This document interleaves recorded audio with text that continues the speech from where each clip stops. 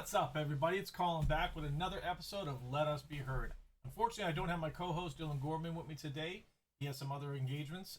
This was a surprise interview. I woke up today with a message saying that this person would love to do an interview on the show.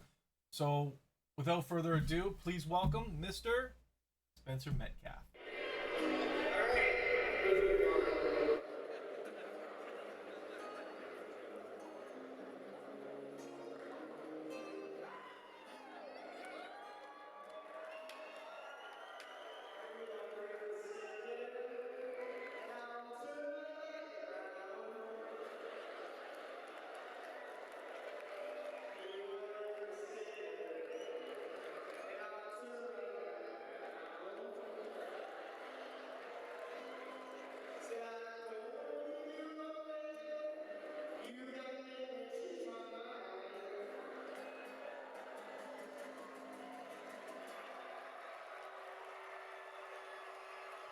Spencer Metcalfe, how you doing, bud?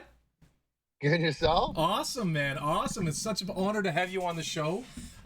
Thanks for setting some time aside for us. Little YouTube channel and helping Nice. support a small channel. I really do appreciate it.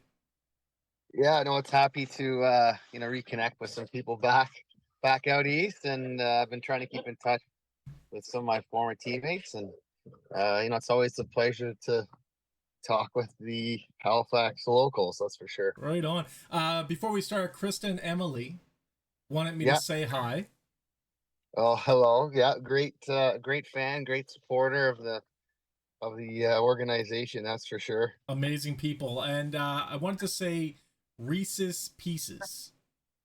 Oh yeah, that was my go-to dessert, I guess, or maybe a little pregame, little booster, if anything. So yeah, they knew that was my weakness, so they used to stock me up on that. So be falling out of my pockets, that's for sure. um, so, are you still playing music? Yeah, I still play lots. There's a handful of friends of mine that we just play all the time, and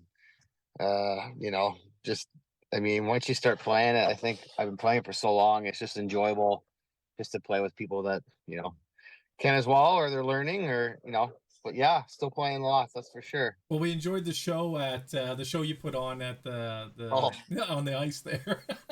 yeah, that was quite the performance. Definitely winged that one, that's for sure.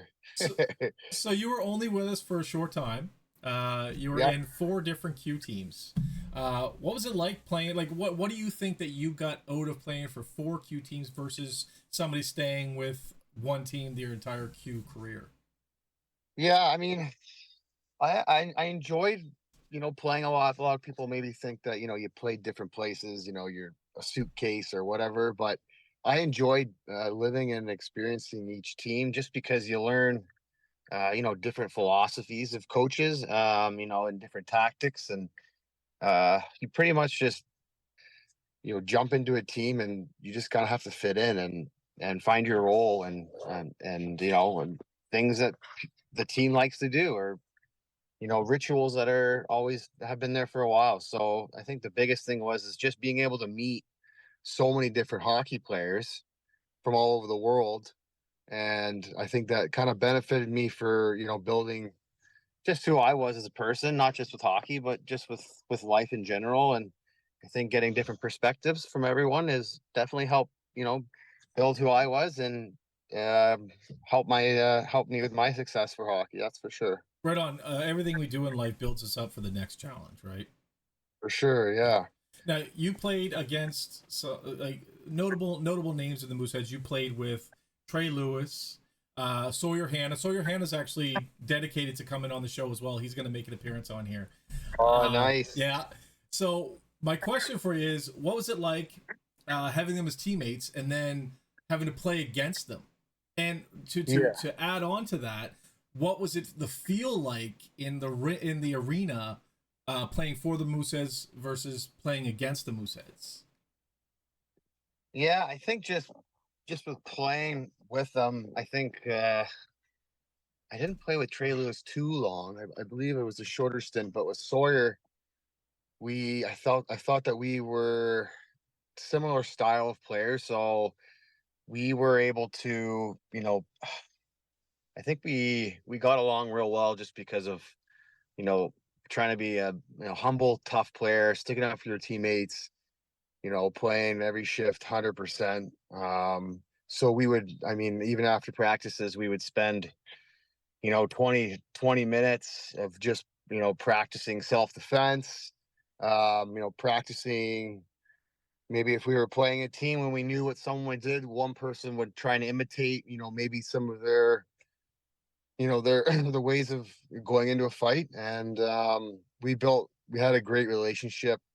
I haven't talked to him too much, but I mean, if I were to sit down and have a beer with him, I'm sure we would just, everything would be right where we left off. So playing with them was awesome because I always knew, they always had my back, and that's a huge thing in hockey, especially at that time. There was everyone's trying to make a name for themselves, and that was definitely a huge part. I think playing against them, yeah, I mean, I think just having building relationships, I think we had that respect of playing against each other. I know we did have a pretty good tumble there. That was my next question, actually. Yeah, yeah. Yeah, You guys actually got into it there. They're on the ice here in Halifax.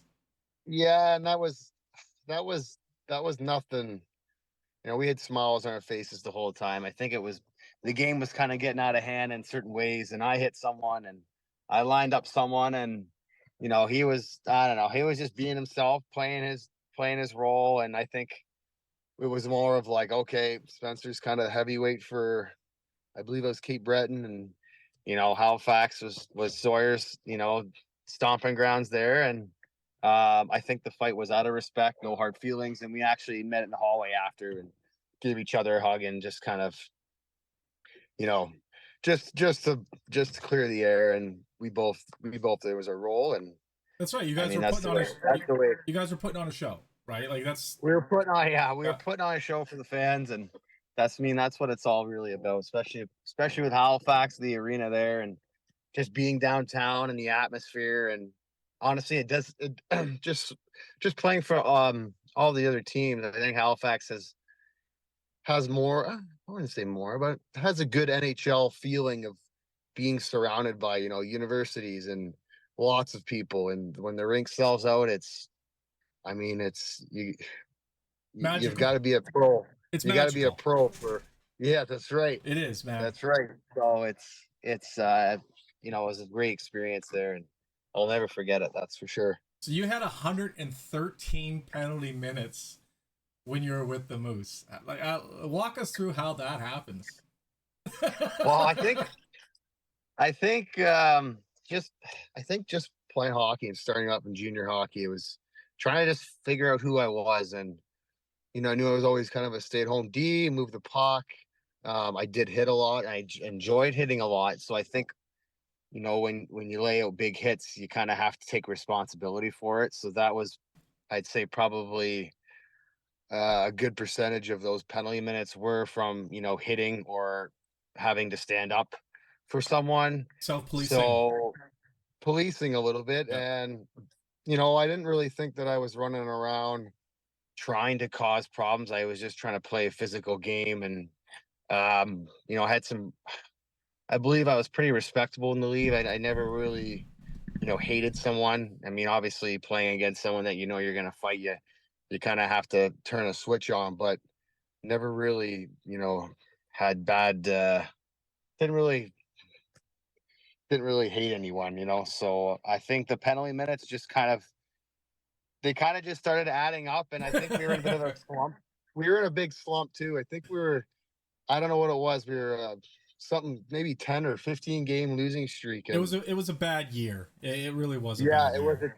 it was a tough year, and for that, so I was like, well, what can I do? I'm not going to come down and toe drag and go bar down. So I'm just going to continue what I'm doing, which was, trying to stay off the ice when pucks were in the net, and trying to, I mean, for our team, and then trying to finish my checks and get the fans involved to get our team going. And when you're in a slump, sometimes that can be a pretty big issue. Is what do we do now, right? So everyone's looking down at each other from up top to coaching staff to assistant coaches to players to even players below. Like, do we bring someone up?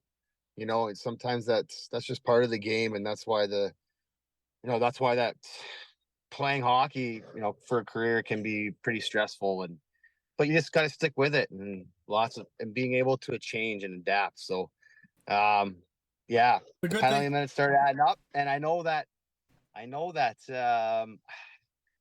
think I think I led the league that season. in penalty minutes.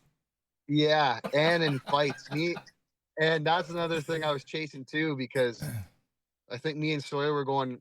I think I had 19 fights that year, and I think me and Sawyer were. I think we tied, or he had one less, or something, or maybe he had one more. I'll have to check the stats, but I think I was kind of chasing, a stat that maybe could be more reachable for me, opposed to points. Still, So let's staying on that topic. The Q got rid of fighting.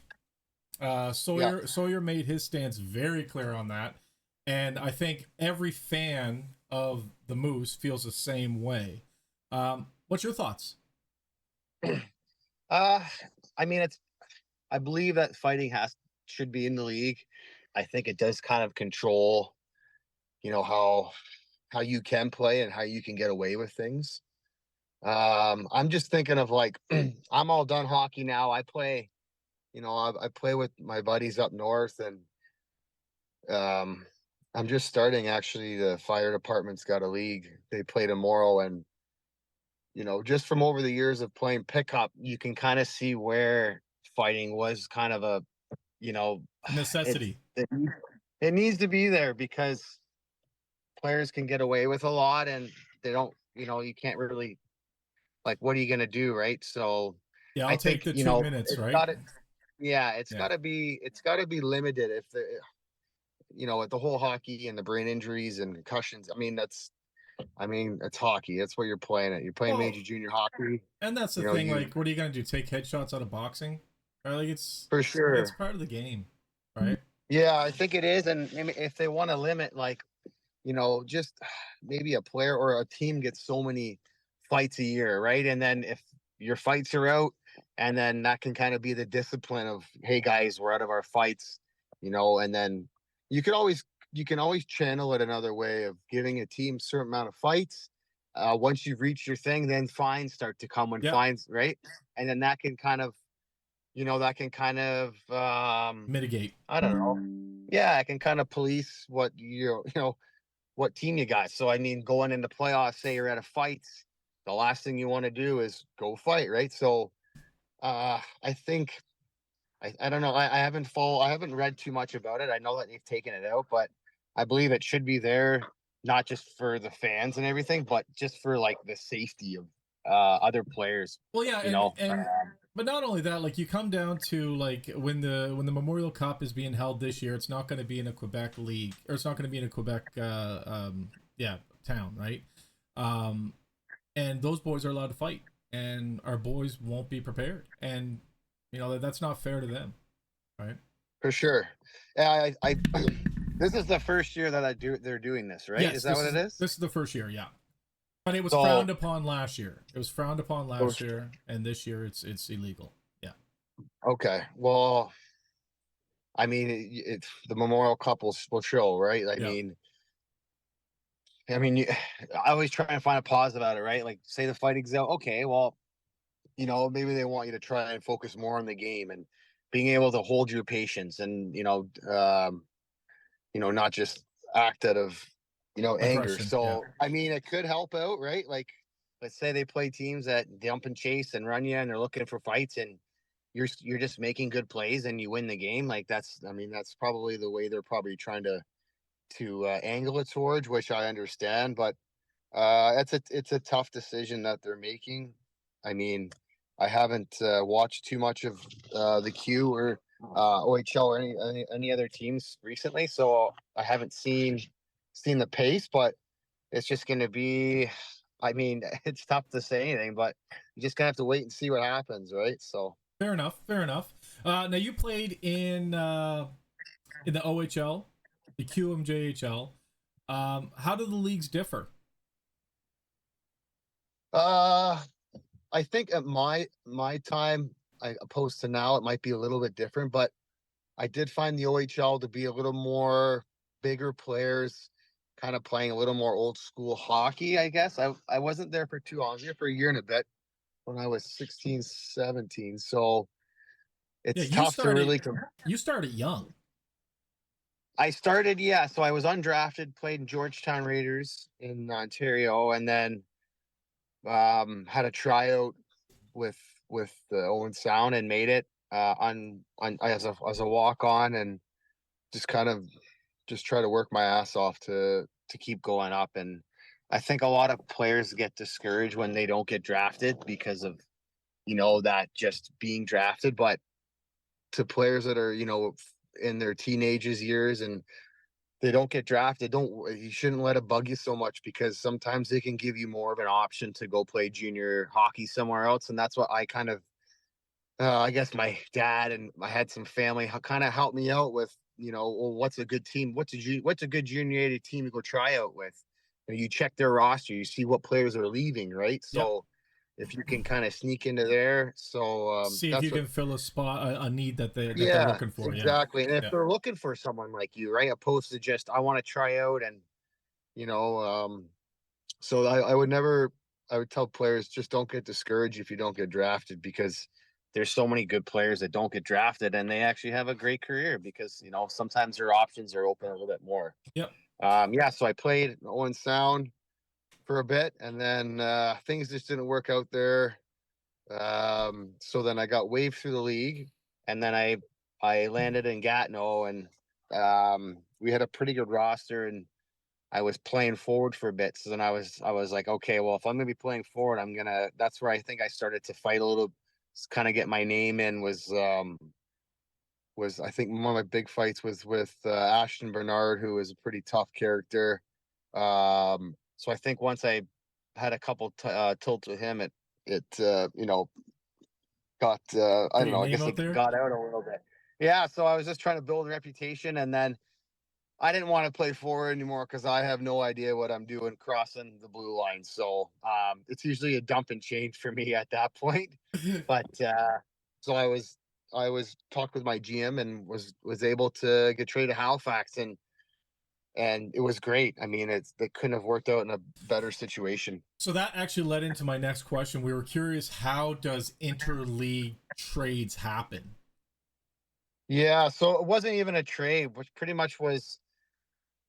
I was playing Owen Sound, and I wasn't playing a lot, and I wasn't getting. I don't even really remember, but if you get put on waivers and you get cleared, then you're able to go to another league. I believe so. That's what happened So to they me. But like, if basically I go, released you from your contract. release me from my contract, and this guy's on waivers. If you want him, great. If not, it's kind of like in NHL, I think, where like guys are on waivers, no one picks them up. They'll just go down the AHL or Yeah. something like that, right? So Gotcha. pretty similar to that. So yeah, that's what happened, and it worked out the best, and was able to. I think the biggest thing I was excited about was just being able to be out east and live out there. I'm a big believer of like where you play, you should enjoy where you're living too. I think that has to deal with a lot of Oh, quality of you life, leave right? yeah, quality of life is right. Yeah.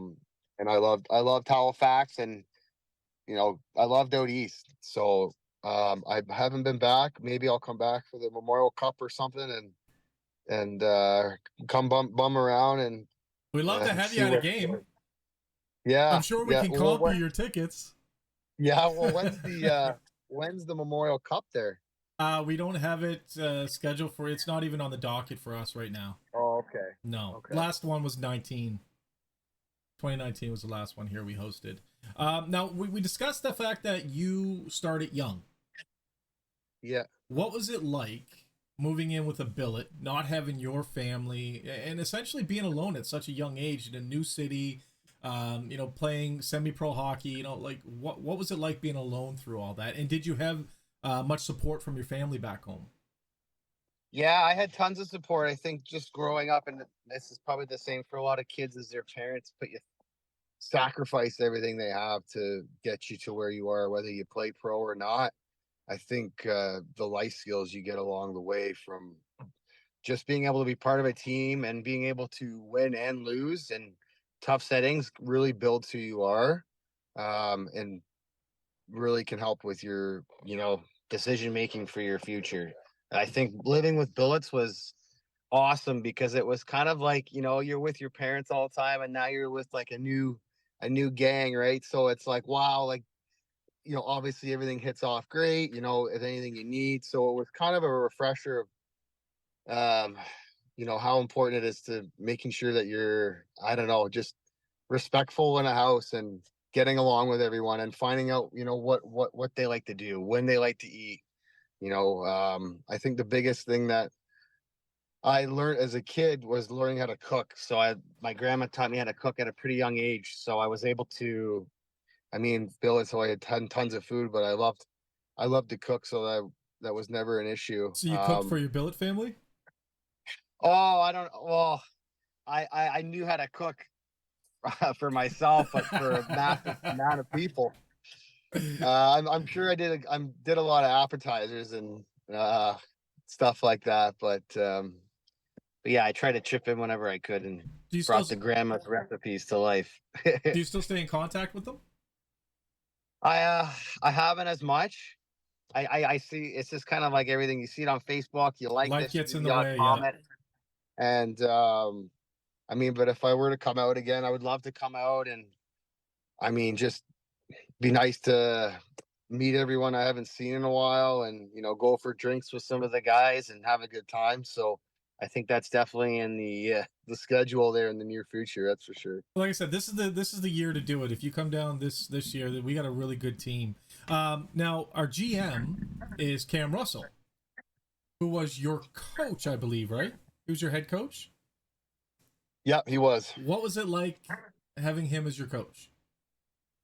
It was great. I think I loved his personality. He had a pretty rugged way he wanted to play the game, and he wore his emotions on his sleeve, and that was kind of the same thing for me. And whether he was, if whatever, if someone thinks that he's overreacting, I think that's what makes who he was, who he is today, and that's why he's been so successful in hockey. Is because I mean he's just passionate person, and I loved playing for him because as long as I was working hard and doing the little things right, um, that's what he wanted. And I think he did love when I, would drop the gloves once in a while and stick up because uh, that time I was part of the game and I mean, I enjoyed it to an extent. And if you weren't playing well, you would hear it from him, but it's only good intentions. And I think it definitely made me a better hockey player. And yeah, he definitely helped me out in my career. That's for sure. I'm glad. I'm sure he'll be happy to hear that. Hopefully, he'll hear this interview. Like I said, we've been in talk with the Moose organization, and Scott knows who we are, and we had Ian on the show, so I'm sure he'll see the interview. Right. Now, you have a birthday coming up. Yeah, I do. An old man, 33. You're only 30. Get out. 33. You're 33. 33. That's it. Yeah. Yeah. Oh, I suppose Nathan's only 33. That's right. Yeah. Why did I think Yeah. you were so much older? That's crazy. I don't know. I'm trying to get maybe a little bit of filter. I was trying to edit the filter to make me a little younger. It's that hockey life, bud. It's that hockey life. I know. Just weathered, If you see Nathan right now, he's full head of gray. Full. Come on. No, serious. His hockey hair is fully silver. It's crazy. I love it. Right? I love it. That's what hockey does to you. So, what's your favorite Moose memory? We ask everybody on the show. I got to know what your favorite Moose memory is. Your favorite time in that building. Oh, I think playing the guitar was one. Yeah. For sure. Just because of it. It was for it was a cancer game, I guess, and we had our pink jerseys. And I think when there's any type of an event playing in a hockey rink, it really amplifies everyone's energy on the ice. I think definitely that. but it's tough because every game, I think just having the national anthem going and just trying to be calm on the bench, whether you're starting or not, I think you have to learn how to just be calm and try and have a smart smirk. I mean, I love being on the whenever I did start, just trying to get the boys a little loose and always trying to look or you know if there's a national anthem going on and maybe it's someone new or they're really good. You try and get a giggle out of the boys just to break the ice. But yeah, definitely that. And I think my memories of parking my car and kind of walking in that side gate right into the dressing room were definitely great memories too. I love the old dressing room and definitely remember that trainer's room of getting a lot of stitches on that a lot of stitches on the bench there. um, So yeah, that's for sure. so do you have any? So you were a defensive defenseman. Yeah. So the only person I could think of on the Moose that come close to your play style would be Dylan McKinnon. Do you have any words of advice for somebody like him? Well, I think the game is quicker now, right? And always trying to work on your speed. I mean, it sounds kind of cheesy, but keep your feet moving even when the play is, say the puck's in the corner, just take those couple strides up the ice. I think having kind of heavier boots like I did, I think what benefited with me sometimes was being able to just get my feet moving up. Closing your gap is massive. It just helps getting burnt wide, which I've learned lots too. And just being a good team player, being a good humble guy, working hard, finishing your hits, and being first at the rink, and you know, just being who you are. I mean, everyone's different. He's probably similar to me, and He's a good just guy. He's a really good guy. yeah, have I a good speak to head him a on your lot. yeah, Yeah. yeah, just have a good head on your shoulders and make that first pass out of your zone without turning it over, and you'll be just fine. Dude, he made a butte the other night to our kid. We got a rookie. This kid's name's Levesque. He came out of nowhere with wheels on him like you wouldn't believe. And Dylan's behind our net, and he feeds a lead pass up to the attacking blue line for Levesque, and just gives him a clear breakaway. It was a beaut of a pass, man. Oh, Beaut. nice. It's gorgeous. Well, he's already got the touch, so Oh yeah, no, he's good, man. He's really good. So, what are you up to now? I heard you're a firefighter. yeah. That's So a different I that's guess a different career path. it is. Well, what did I do there? I played Halifax and then got traded to Moncton.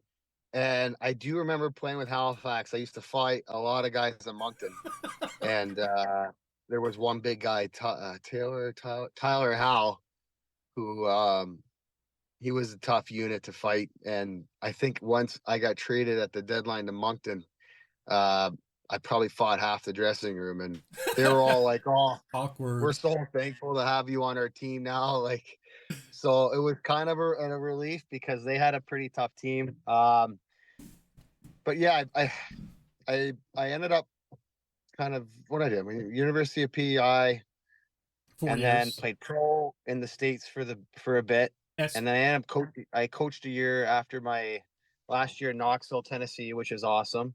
And I was just trying to, I don't know, I enjoyed it.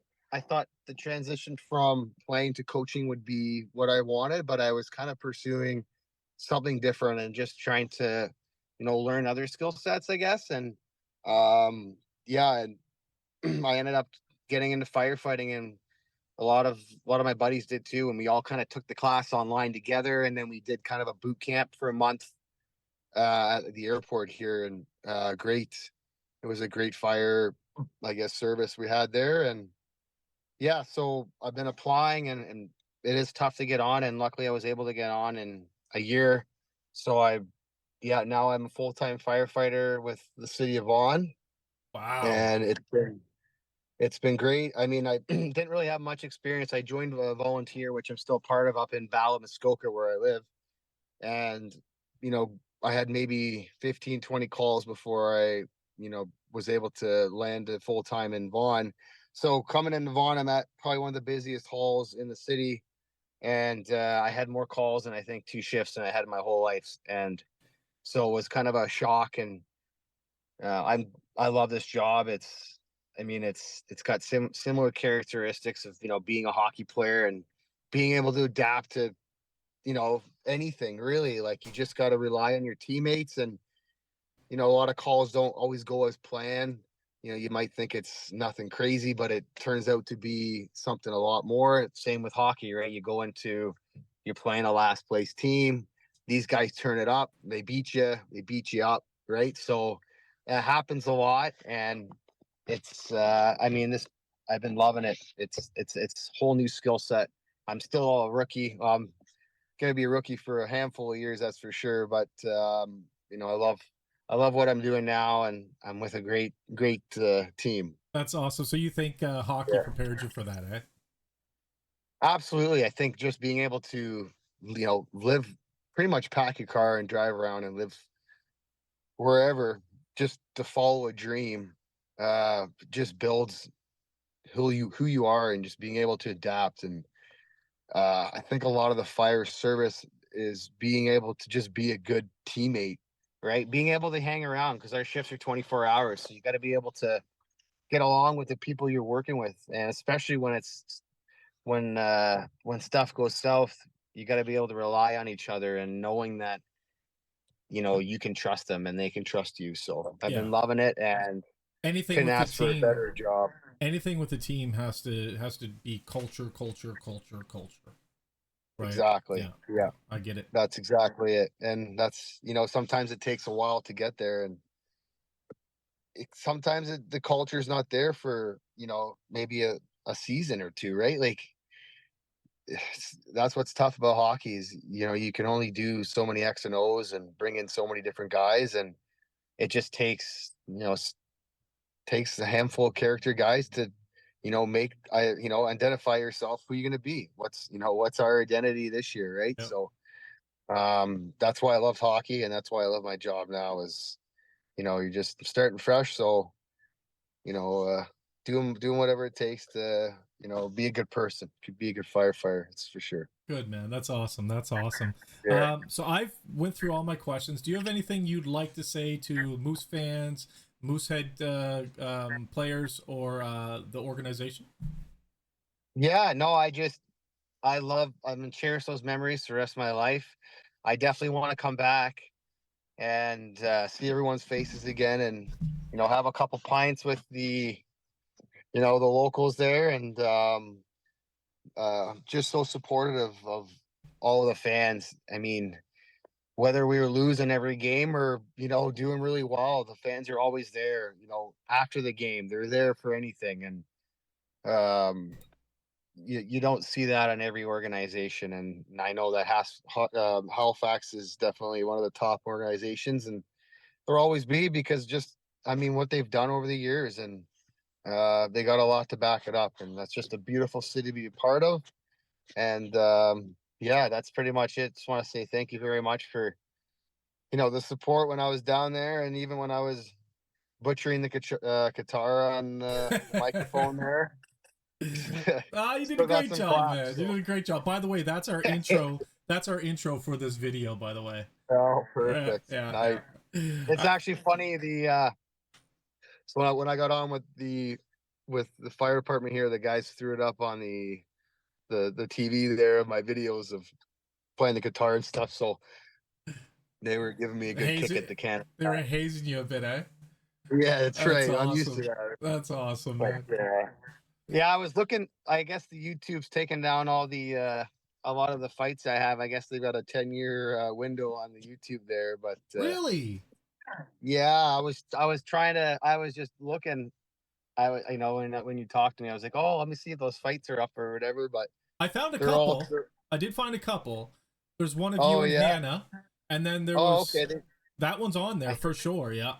Oh, is it? Okay, I must have screwed up or something. But, yeah, no, I found it. Okay.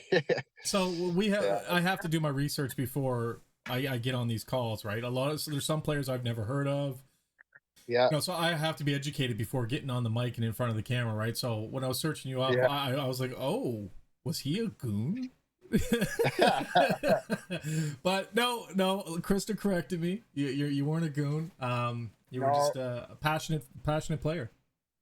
Yeah, it wasn't really good. I think my chirps were more subtle, and I think I enjoyed chirping, not yelling and swearing at people. It was more of those subtle, quiet comments. You skate by the bench and, you maybe try and embarrass someone a little bit and, in a nice way or, in a humble way. So Those I are the ones think, that hurt the most, aren't they?